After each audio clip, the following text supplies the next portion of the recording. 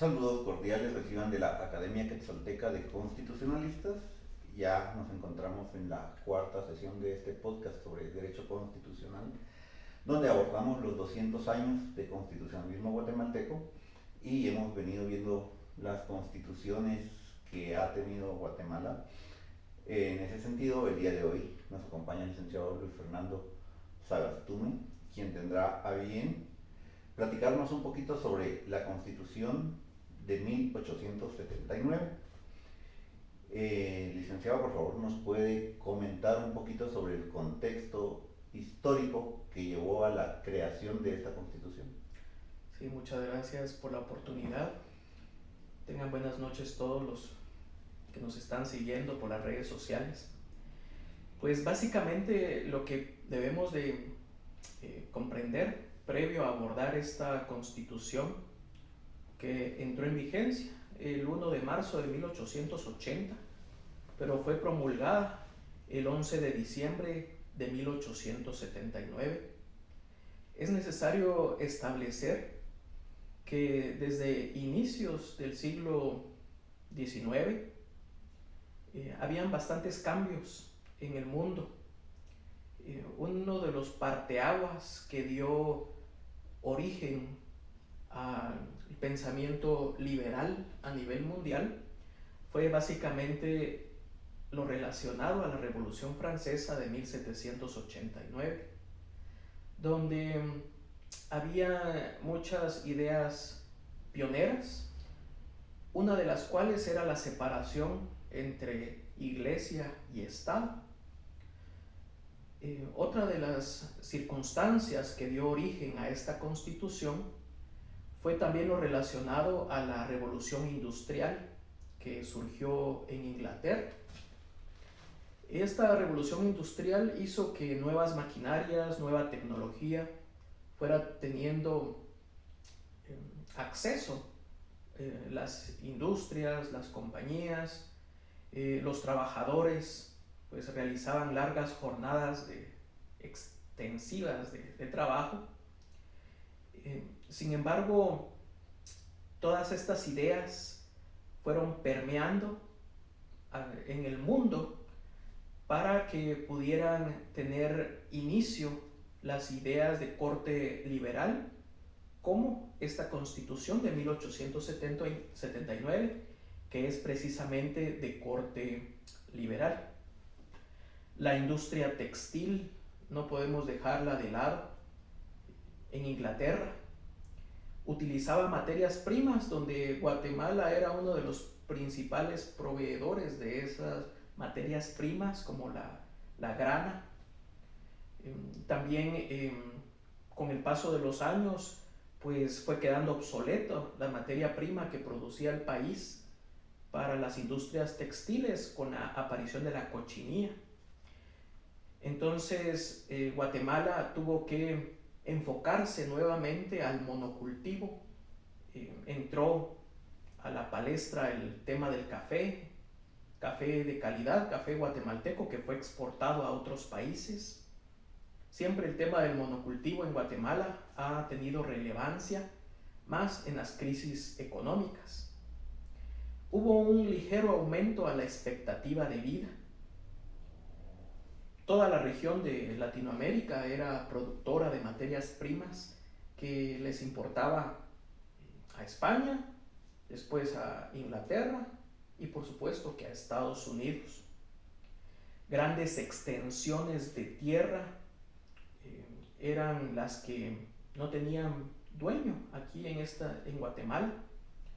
Todo esto hacía que definitivamente hubiera un caldo de cultivo perfecto para que nuevas ideas de corte liberal, saliendo de 30 años de un gobierno, como lo expuso mi compañera Carla en la sesión anterior, 30 años de un gobierno conservador,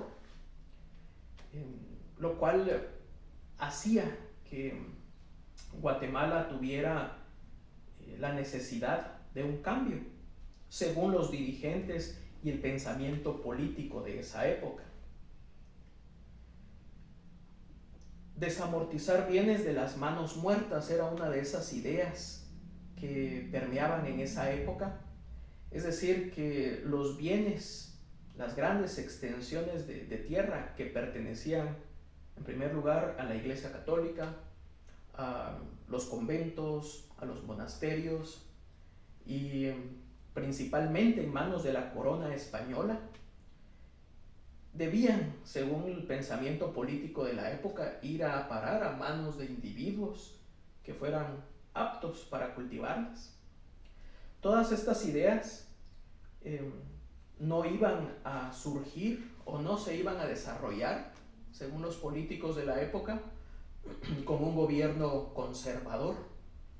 Necesitaban una firmeza, manos firmes que dieran con fuerza esos cambios, sin miramientos y sin consideraciones. Hubo mucha explotación laboral, principalmente sobre el sector indígena, que era obligado a trabajar largas jornadas y muchas veces sin ningún tipo de remuneración.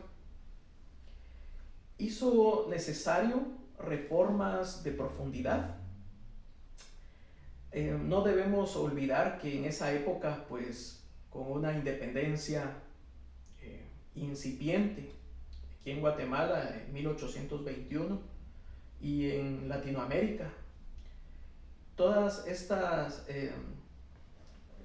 eventos históricos hicieron que las ideas liberales fueran tomando forma poco a poco. Sin embargo, no fue hasta el año de 1871 cuando ya se realiza la revolución de esa época por medio de Miguel García Granados y Justo Rufino Barrios. Se realizó la revolución entrando ellos en junio de 1871 a la ciudad capital para terminar con un gobierno, una dictadura de 30 años de corte conservador. Sin embargo, fue que Miguel García Granados en esa época, en 1871, tomó las riendas del país. Sin embargo, era una persona de la tercera edad, con achaques. Entonces, si iban a haber algún tipo de cambio, iba a ser por fuerza de la energía, de la voluntad, de la disciplina, lo cual ofrecía de una forma más radical y más fuerte Justo Rufino Barrios.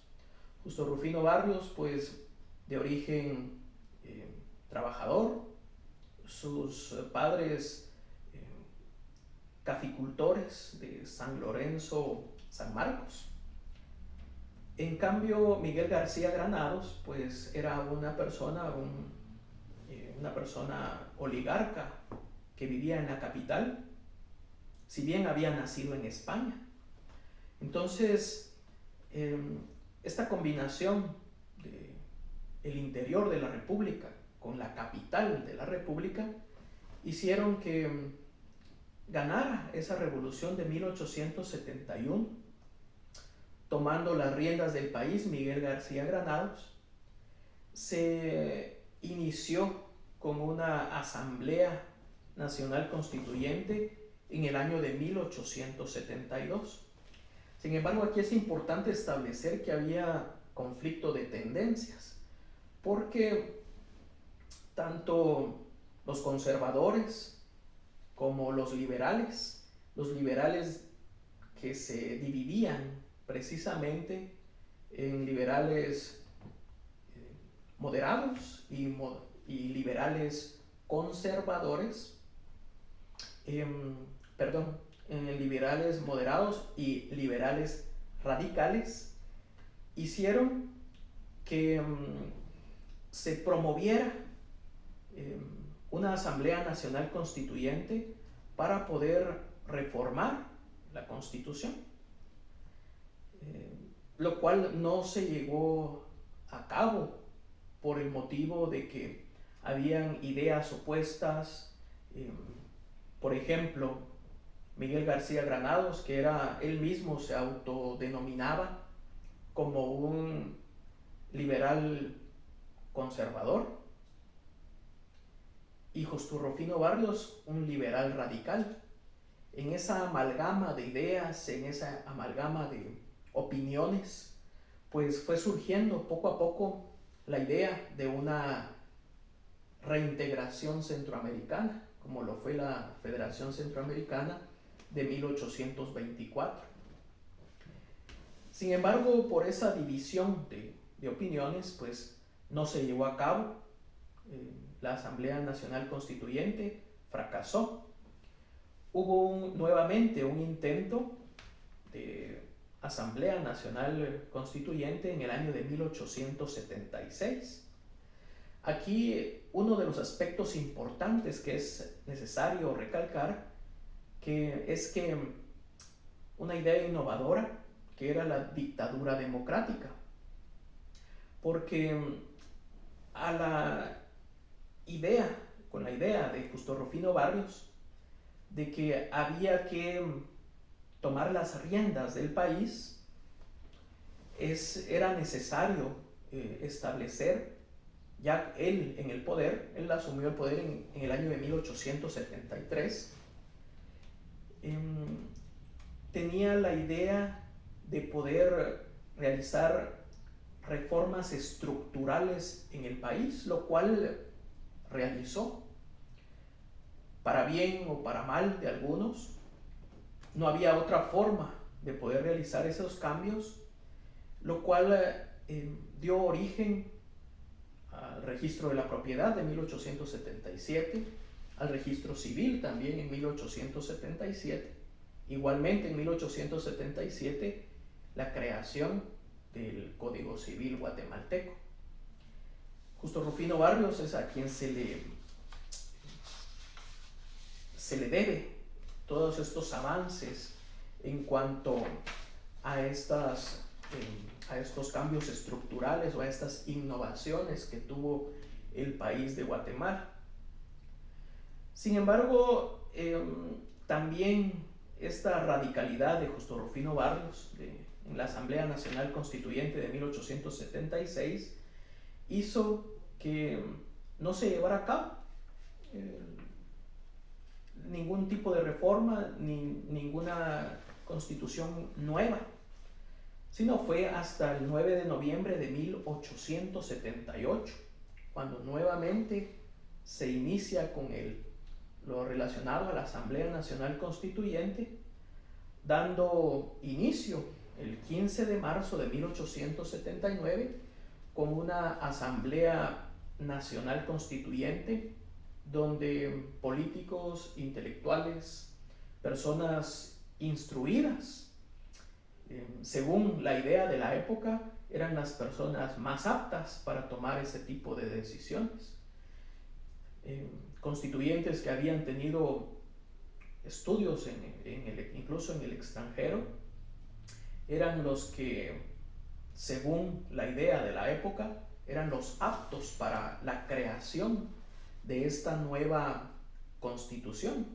Sin embargo, el trasfondo de esta nueva constitución era precisamente, de una forma sutil, perpetuarse en el poder, por la idea de Justo Rufino Barrios de una dictadura democrática. Muchas gracias, licenciado Luis Fernando, por este contexto histórico para que podamos entender un poquito mejor esta constitución, y en ese mismo orden de ideas nos podría comentar un poco sobre cuál era el contenido de esta constitución, por favor. Excelente, pues básicamente el contenido a grandes rasgos de esta constitución se dividía en derechos individuales, derechos sociales. Ya empezaba a haber un catálogo de derechos, pero lo más importante que se puede rescatar de esta constitución es lo relacionado a la propiedad privada, lo cual en constituciones anteriores pues no se había abordado de la manera que se abordó en esta constitución, tomando en consideración que no era producto del azar, sino la idea era que grandes extensiones de tierra pasaran a propiedad individual, lo cual sucedió a manos de militares o personas oligarcas privilegiadas. Entonces, ¿cómo podían ellos proteger estos derechos de las tierras comunales o de las tierras ancestrales? Pues por medio de un registro de la propiedad. Por este motivo se hablaba de el dogma del derecho de propiedad en esa época, que era algo muy fuerte, que hacía que los grandes terratenientes pudieran tener seguro sus grandes extensiones de tierra sin ser molestados. Algo que es pionero en esta Constitución de 1879 es lo relacionado a la división de poderes. El organismo legislativo unicameral ya se quita esa idea del bicameralismo de Cámara Alta, Cámara Baja, para dar origen solamente a un organismo legislativo donde las decisiones se tomaban de una manera más rápida y más expedita, y la representatividad de los diferentes sectores y regiones del país. Tenemos también el organismo judicial, donde ya se habla también de la imparcialidad que debe de haber en los jueces. El organismo ejecutivo también, que hacía que el presidente fuera el que tomara, o jefe de Estado, que tomara decisiones trascendentales para el país. Algo que también es pionero en esta Constitución es lo relacionado a la educación laica. Ya no se hablaba de religión o la religión imperante de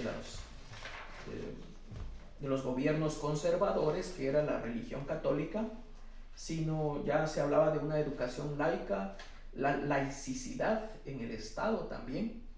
Ya fue de una forma bastante fuerte, porque existía libertad de culto.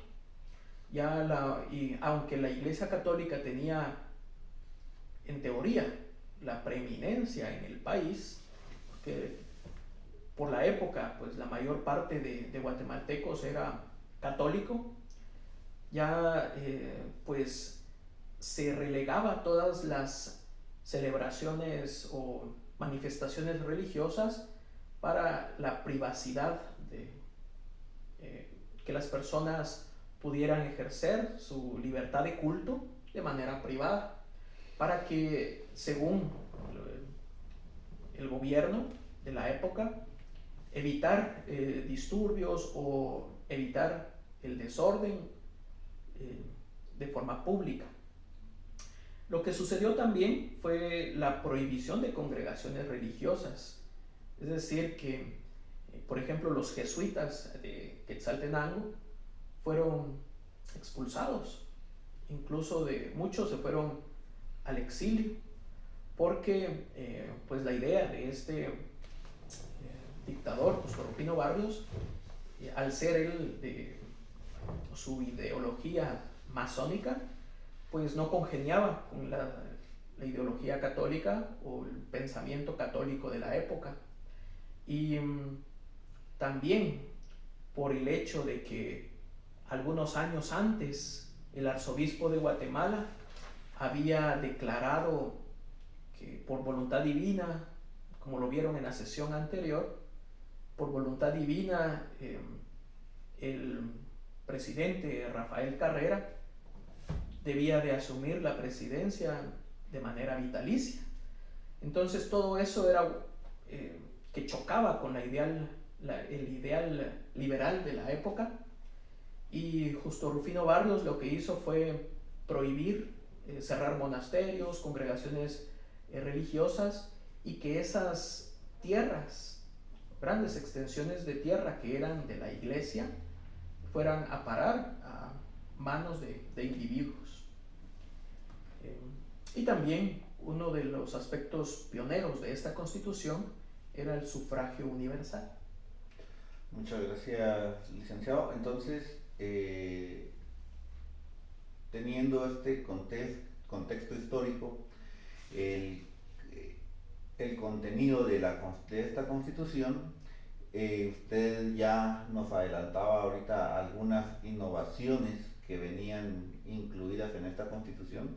¿Nos podría recapitular de una manera sencilla cuáles eran las innovaciones que habían en esta Constitución? Sí, muchas Las gracias. principales, por favor. En el contenido de esta Constitución, pues algo que incluso quizás me estoy adelantando, pero que son innovaciones que continúan hasta la fecha.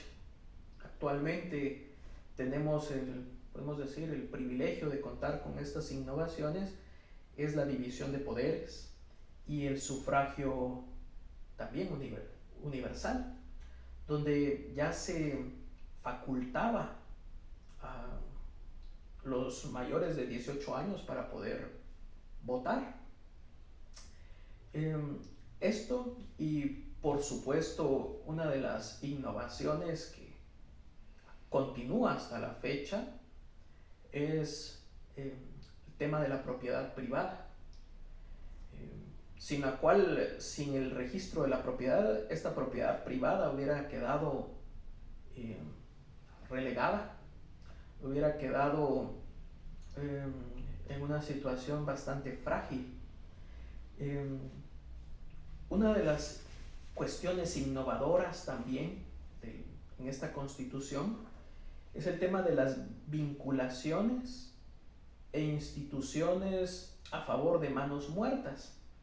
Lo relacionado a tipo de herencia o legados de la época, que no permitía que los bienes inmuebles o las extensiones de tierra fueran a favor de manos muertas, le decían en la época, pero era para que no fueran a parar a manos de la iglesia o de ningún monarca, sino esto debía de ir a manos de personas, de individuos, que la pusieran a laborar, las pusieran a trabajar.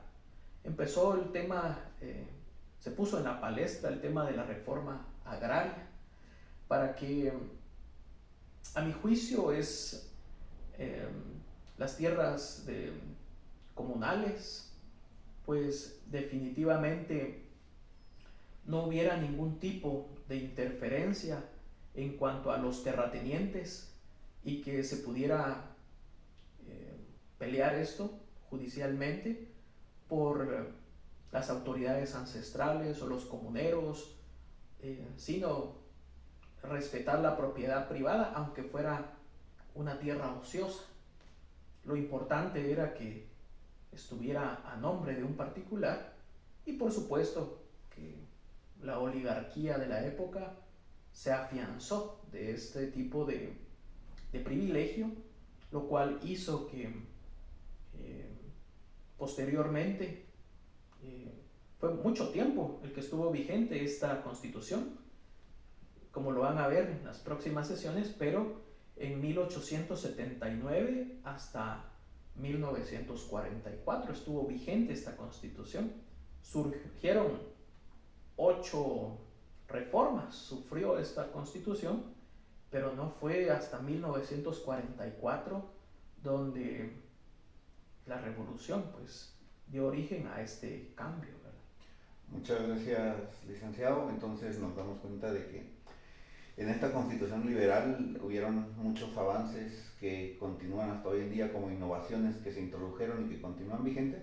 Sin embargo, también tuvo algunas falencias o puntos débiles, como nos indicaba, con la propiedad privada, que vino a favorecer a un sector en específico de la sociedad, y lo que nos llevó a la revolución de la Constitución que nos comentaba, que vamos a ver en las próximas sesiones.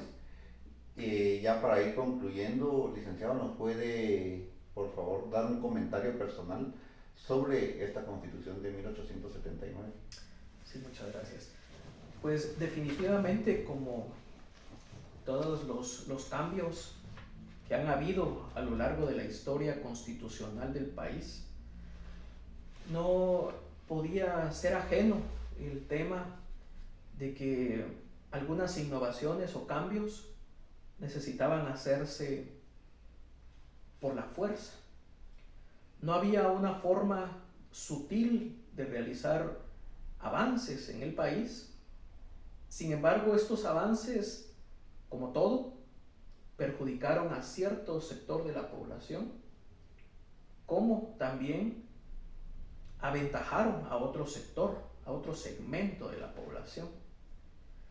Avances de esta constitución, pues prácticamente me atrevería a decir que en el gobierno de Justo Rufino Barrios, que siendo un dictador que en 1873 tomó las riendas del país hasta 1885, donde por su fallecimiento fue por medio de la batalla de Chalchuapa en El Salvador, donde su idea integracionista de Centroamérica, de que volviera a ser como la Federación Centroamericana, hizo que fuera con el ejército guatemalteco a El Salvador, y en Chalchuapa fue asesinado. Pero fueron 12 años donde él estuvo en el gobierno del país. Hubieron mejoras, cambios, el registro civil anteriormente estaba a cargo únicamente de la Iglesia Católica. Todo lo relacionado al estado civil de las personas, la Iglesia Católica lo tenía a cargo de su inscripción. El tema del registro de la propiedad también es algo innovador, pionero, pero también con ciertas falencias, en el sentido de que a partir de ahí hubo un estancamiento en el tema de la propiedad privada, o el tema del registro de propiedades, porque ya no hubo una descentralización más allá de la capital y de Quetzaltenango, por ejemplo. También el Código Civil guatemalteco es algo pionero para la época. Era un calco también, una copia del Código Civil del Perú. Entonces hubieron avances, pero también el contrapeso a estos avances era la explotación, ¿verdad? Y la explotación principalmente de las personas indígenas, que eran obligadas a trabajar y muchas veces sin paga. El tipo de expropiación que se hizo a la Iglesia Católica de grandes extensiones de tierra. Esto considero, hubieron avances, pero también hubieron mucho autoritarismo, donde para la idea de la época se hablaba también de una dictadura transitoria.